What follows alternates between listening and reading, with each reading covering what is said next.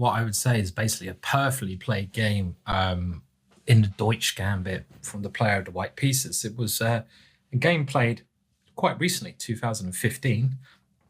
So these old ideas, they can certainly be used nowadays, as we saw I used against Kamsky, but refined, I think, is the right word. And this gambit is one of those forgotten gambits, which I feel has a lot of bite and practically could be very dangerous. It was played in the World Junior Championships for girls, and the player of the white pieces, Movileanu, played a very nice game here. And we're just going to show, again, some typical ideas you might want to bear in mind if you want to give this gambit a go. So we've seen the starting moves, and now we're looking at bishop c5. We're moving on to this one. We castle because there's no need to worry about this pawn and this line. And now that we've done our starting setup, we want to create some havoc in the center, release our pieces, gain a tempo, gambit a pawn, d4. Bishop takes d4 is played again, and we now get rid of this bishop.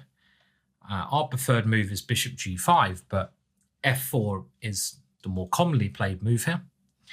And now after d6, I think we can see that white now decides to improve on actually the previous game we saw, where white played c3 and f5. And I think the plan that white plays here is much more attractive, and that is simply taking on e5.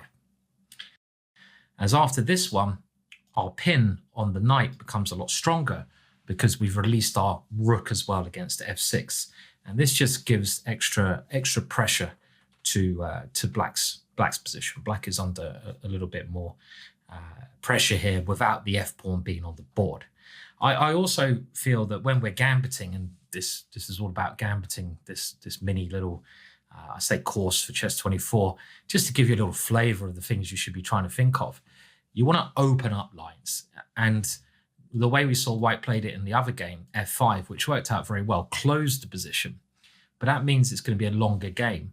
But when you're a pawn down, you normally have the initiative. And to use the initiative, you want to open up the position because your pieces should be better placed because you sacrificed.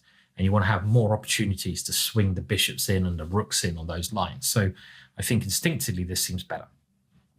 Black now plays a very sensible move, bishop e6. And this, you have to be a little bit patient here. But the problem with this one is kind of long-term compensation. Where does black put the king? White's king is safe, castled, can go in the corner. Because if black ever tries to castle, we can now always damage that king side. And we saw just how dangerous the open king is for black in the last video, the last game. So bishop e6 is natural, and now a very nice idea, developing the last piece, knight a3, showing no panic. Black plays queen e7, a habit you should get into when your opponent plays a move. Always think, why do they play that move? What do they want to play? And clearly black wants to castle queenside, and if black's able to do that, black might be all right. So c3, and after the knight moves, which happens in a couple of exchanges times, well, black takes here. White now takes the opportunity to take on f6, permanently causing that structural damage. And now when the knight moves, which it's going to have to do, white has successfully stopped black from castling that way because of the queen. And even though white's a pawn down, this is long-term compensation. We have pressure against f6, and we have the king, which can tuck itself in the corner. And also, very importantly, this knight has a great future. When you're moving knights, you've always got to think where they can go in a couple of moves' time.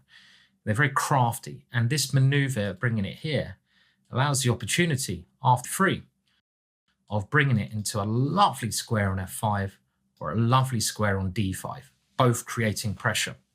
So white has full compensation here. And this is a very nice way to play the gambit. Not as crash bang wallop as some of the games we've seen, but I wanted to put in that sort of varied approach into this course. Black plays a good move, attacks the knight, pins the knight, but white simply defends it. Black keeps the pressure up, rook d2, but now white comes over with ideas of coming into f6. Knight to f4 to stop that, and now white just needs to move the king off this diagonal so these pieces can move. just maneuvering slowly. And king h1 is a great way to get out of that x-ray. And the problem, as always, is the black king. If it castles, it's weak. Our king is safe. It's well worth a pawn.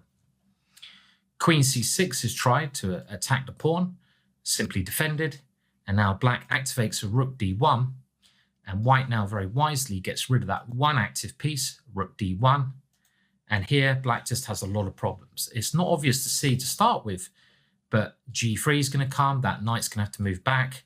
White's pieces, white rook on open file, white queen coming down, white knight about to jump in, and the black king, horribly positioned there, just spelled trouble for black. Rook g8 played, and now we do play g3. The knight comes back, and look at this square. Knight in the center of the board, supported, threatening. It's getting very bad for black. Rook g5, there's not really much else black can do. And now a lovely move, queen f1, just saying to black, your knight is very unstable there. Knights on the rim are dim. Queen a4, trying to use tactics by attacking that rook to stop white from grabbing the knight. But now white can start using all these advantages and turn them into a tactical exchange. And this is a very good thing to do. Tactics don't really normally come out of thin air. Tactics are really accumulation of a good plan, good opening, good middle game, and good piece development. And this is exactly what white's done. White slowly got the pieces in the best squares. And now that white's done that, it's time to turn that into a tangible advantage. Cash those bitcoins in and buy yourself a nice house. Knight takes f6 check. The king goes to f8. This one wins a rook. So the king comes to e7. But now b3, a nice move, just diverting that queen away. The queen grabs a pawn. And there's an even better move than taking the knight. Rook d7 check. White's three pieces just work so well together. The king steps up. Can you see the finish? Checkmate in two moves.